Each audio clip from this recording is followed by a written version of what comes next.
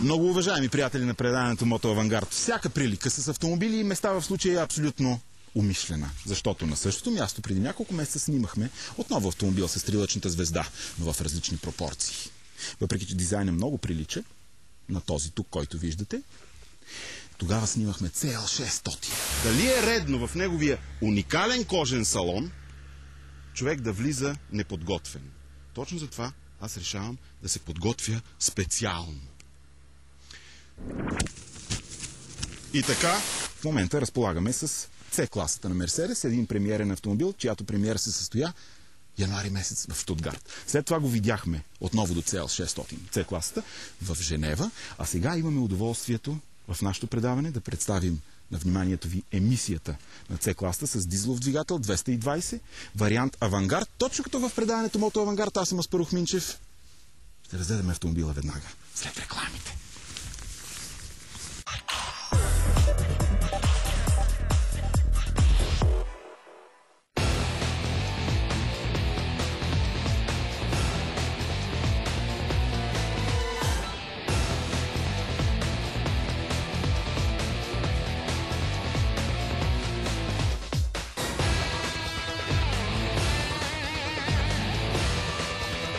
Пълна защита на половин цена. 3,5% супер автокаско от Армеец.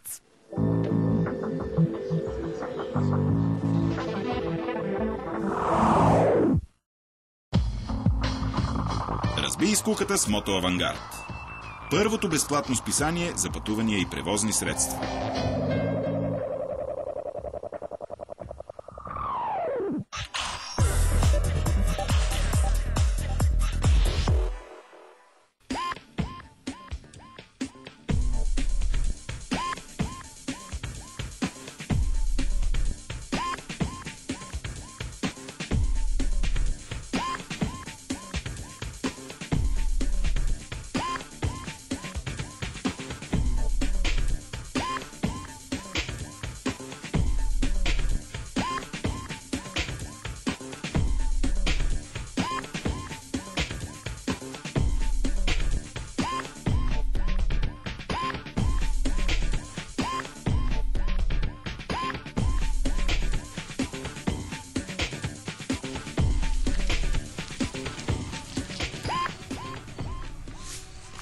C-класата се появява за първи път на пазарната сцена през 1993 година.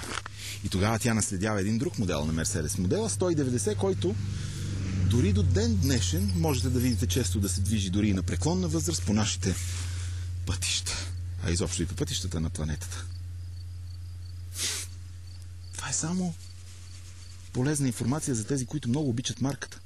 Тъкмо ще могат да се похвалят. Чули бе, моята стара 190-ка още се движи навсякъде. Но C-класата, която се появява през 1993 година, първото поколение, след това е наследена от второто поколение. Представете ли си, което се появява през 2000 година. И от тогава до ден днешен по цял свят.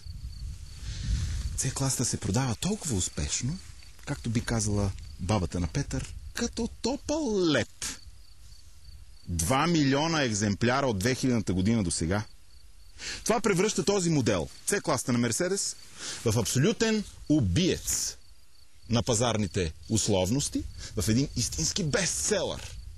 А иначе, AMG, тунинг шампиона, както аз си го наричам, а иначе всички твърдят, че това бил придворният тунинг майстор на Мерседес, се грижи всяка една от емисиите да получава леки рефрени и да се грижи за това нейните горди собственици да се хвалят на другите си приятели. Моя Мерседес е AMG, пардон. Да. Майтап. Красота. Фаровете са големи, с характерните за марката клепачи, които се появяват за първи път през миналия век при купето на S-класата. По какво се отличават другите две версии на оборудване? Класик и Елеганс се различават от C-клас Авангард с по-различната радиаторна решетка и не толкова агресивния и спортен дизайн. Иначе екстериорът доста напомня за линиите на CL-класата и разликата е основно в по-компактния размер.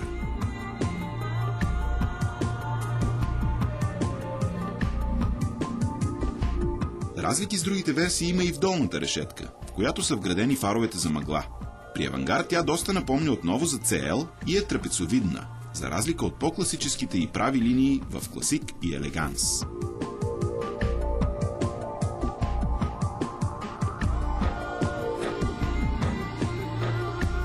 В профил отново намираме прилики с купето, страничната линия, която придава на малкия седан още по-динамичен вид. За разлика от второто поколение през 2000-та година, новата C-класа е пораснала и на дължина с цели 55 мм.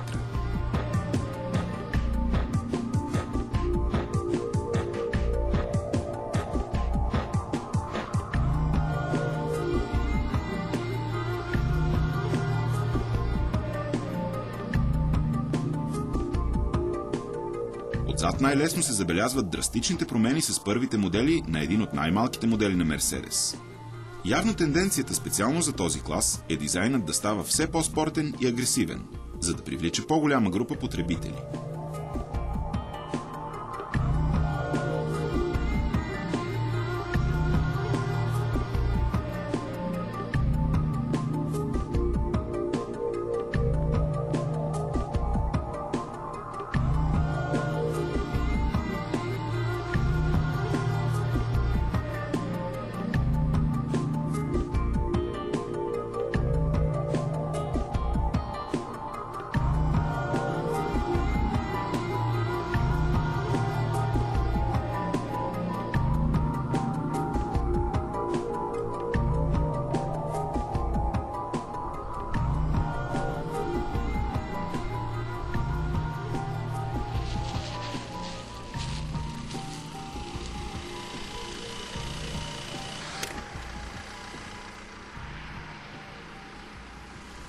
C-класата.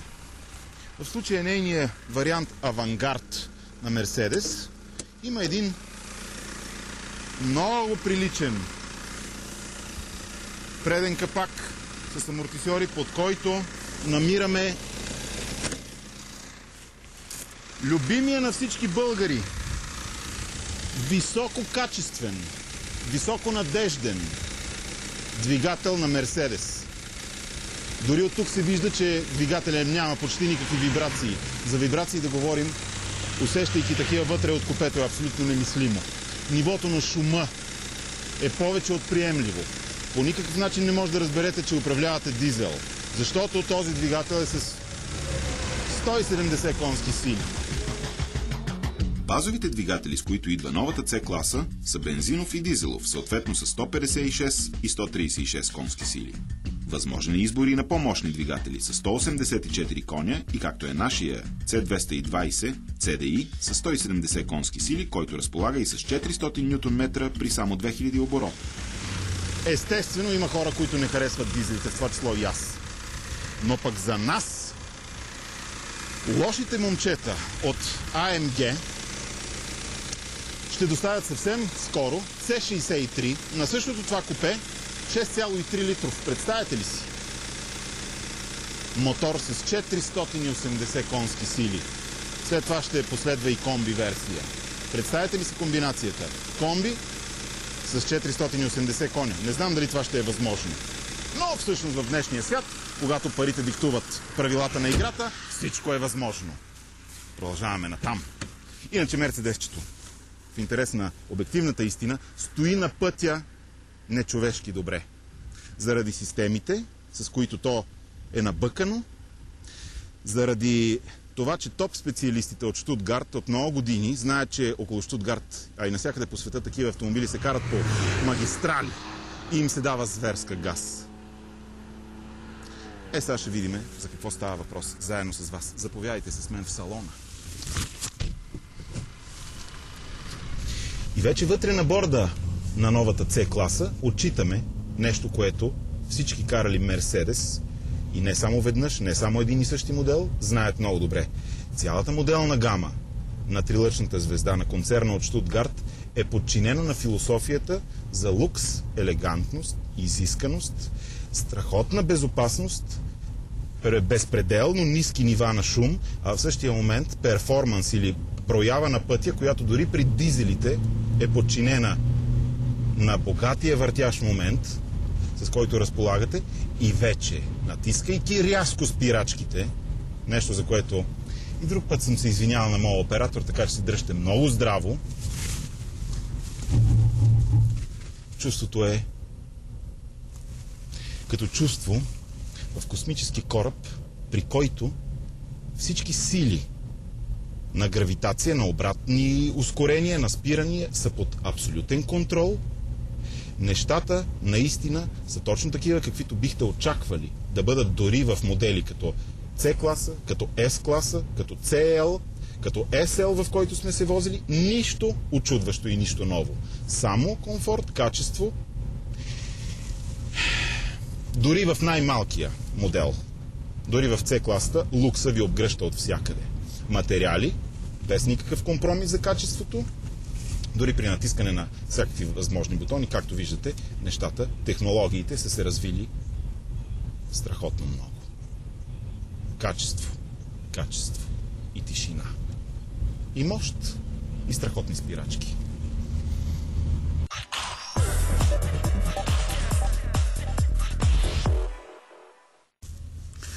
Скъпи приятели, когато разглеждаме обстойно един автомобил, който е чистокръвен представител на една расова марка, не може да не обърнем внимание и на това как се чувства човек на задната седалка, защото автомобила, разбира се, е една мъничка лимузинка, сладка, кротка тя, с много хубава кожа, много удобни, приятни седалки, въпреки че на мен ми е малко тясно, понеже ние разполагаме с двуметров шофьор, който би трябвало да отвори нашата прекрасна штора, откриваща поглед към звездите, защото сме снабдени с авангардния вариант, с стъклен таван и в предната си част с стъклен шибидах. А иначе, отзад имате штора, която, разбира се, съвсем автоматично, с едно щракване на пръста се прибира после обратно. И в крайна сметка, както още преди малко ви казах, нивата на шум, на лукс и комфорт, окачването е много адекватно, дори за нашите пътища то остава много приемливо и автомобила вози много приятно. Правят този автомобил заедно с неговата климатична зона и отзад едно предпочитано превозно средство за хора, които харесват лукса и комфорта, които харесват трилъчната звезда. Да.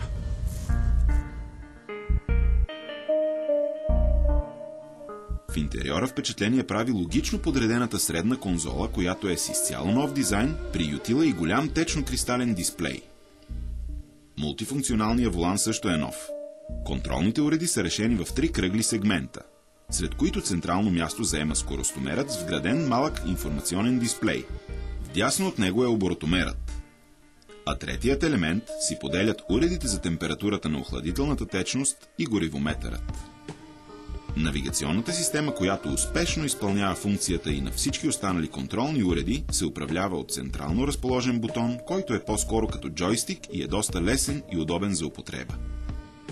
Отделно от него имате и мултифункционален волан, от който също може да регулирате нивото на звука и други команди.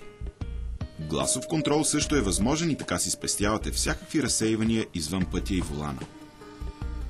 Имате, разбира се, и DVD система, с която може да се разсейвате, ако висите на някой паркинг в очакване на благоверната ви съпруга, но е препоръчително да не гледате бързи и яростни, особено ако сте в движение.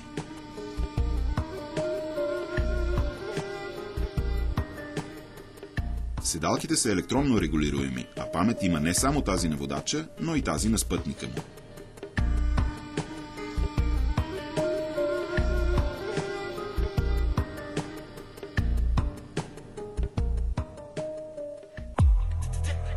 Връщаме се на пътя с Mercedes C-клас, веднага след рубриката ни Metal Art.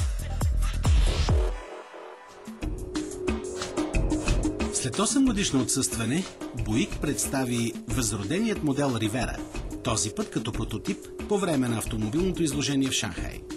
Концептът представлява средноразмерно луксозно купе и е разработен съвместно с Паназиатския технологичен център в Китай. Rivera е специално екипиран да работи с новата хибридна система на Буик и да бъде представен като сериен модел през 2008 година по време на Олимпиадата в Китай.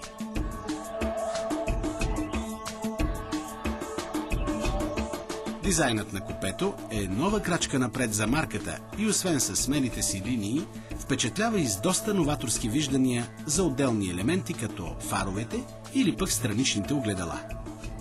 Икономичният и екологичен автомобил ще се произвежда в центъра на General Motors в Китай, който си сътрудничи с Шанхайската автомобилна корпорация, набираща все по-големи активи на азиатския континент.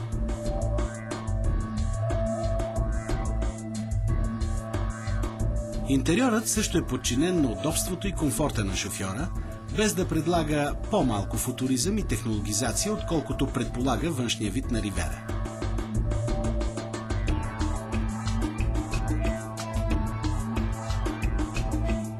За да създадат този прототип, дизайнерите са се вдъхновили от античния концепт от 1938 година, наречен E-Job, както и от класическите модели Le Sabre от 1960, Electra 225, както и едноименните легенди Ривера от 60-те и 70-те години.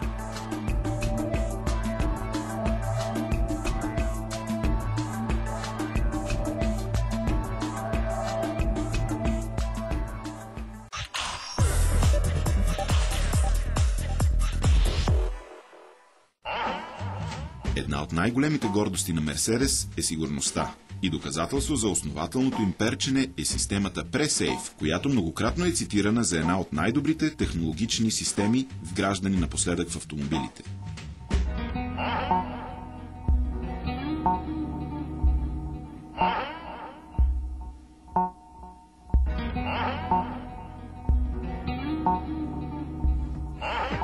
Това е уникална система, която адаптира колата за предстоящия удар.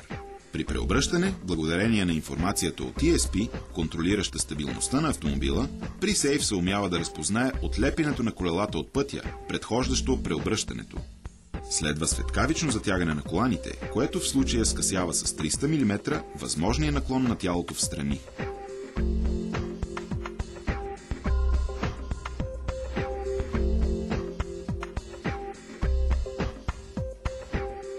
Иновациите на Mercedes-Benz не свършват до тук. Active Body Control, или ABC, е една система за контрол на окачването и Intelligent Light System, интелигентна система за контрол на фаровете с 5 функции, създават една уникално защитна атмосфера, която напълно оправдава доброто име на марката по света и у нас.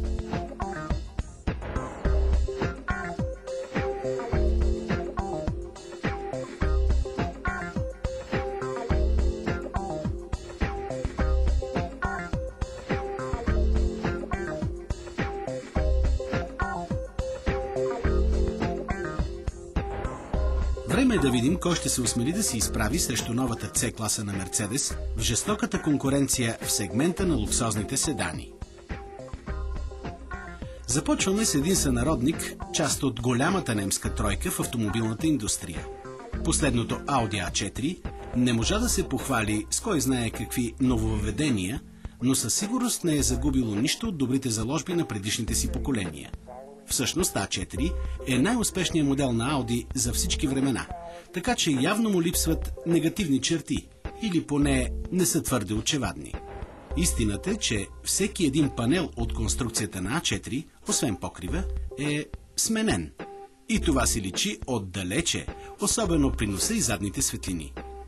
Вътре ситуацията е добре позната и само по-голямата технологизация отличава модела от предишните му поколения. Най-големият кос е богатата гама двигатели, към която са прибавени и 4 нови, 2 бензинови и 2 дизелови. Безспорен лидер е и най-мощният модел S4.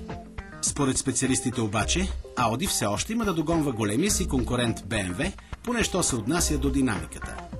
Новата трета серия на BMW е петото поред поколение на модела и може да се похвали освен с по-големи пропорции и с по-ниско тегло, което реди плюс след плюс в CV-то й. Съвсем скоро на пазара излязоха и купе и кабриолет версиите, а на изложението в Женева беше представено и дълго мечтаното от BMW феновете M3. Освен с дизайна, който малко напомня и на класиката от 1975 година, новата трета серия може да се похвали и с отлични двигатели, като гамата включва 5 бензинови и също толкова не по-малко впечатляващи като характеристики дизели. Цената, разбира се, е доста висока, но такъв е и класа, в който се състезават днешните конкуренти. А сега за разнообразие един италиански конкурент, който да внесе малко красота сред немската инвазия. Alfa 159 може да ви спечели преди всичко с дизайна си, пословичен за италианските дизайнери.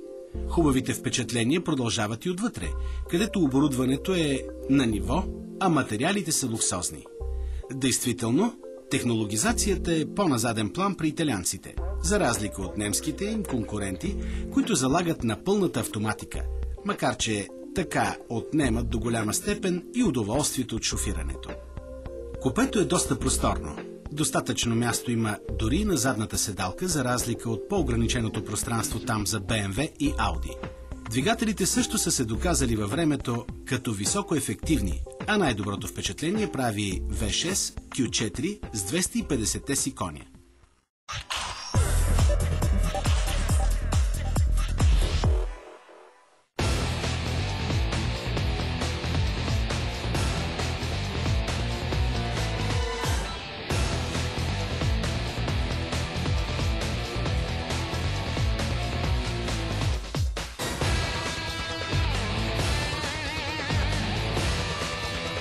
Пълна защита на половин цена. 3,5% супер автокаско от Армеец.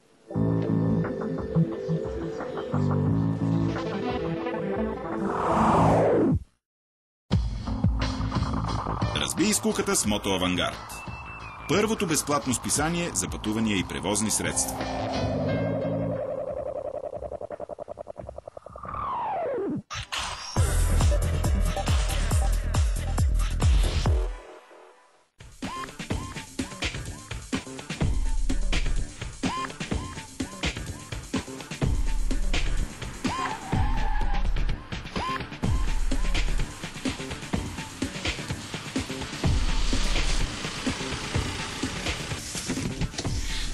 Скъпи приятели, настъпи момента, в който е време да засегнем темата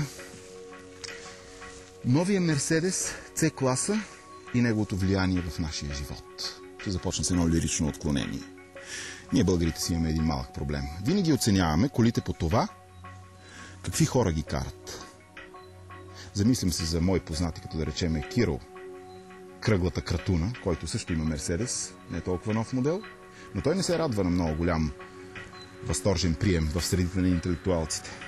Не мога да приема, че е редно да девалвираме стойността на труда на толкова дизайнери, специалисти, технолози и експерти от автомобилния бизнес, които създават едно, в случая малко бижу, и след това ние с лека ръка го опорочаваме, свързвайки го с определена категория хора. Това не е редно. Колкото и да им е неприятно на много ценители на други автомобилни марки, много малко лоши неща биха могли да бъдат казани за Мерседес като цяло или за новата C-класа, но това е самата истина. Истината е всъщност и, че новата C-класа е доста по-добра от предишната, а следващата ще бъде, сигурен съм, още по-добра. Не вярвате ли? Изчакайте да видите. Следва продължение. След няколко години отново ще си говорим. Надявам се.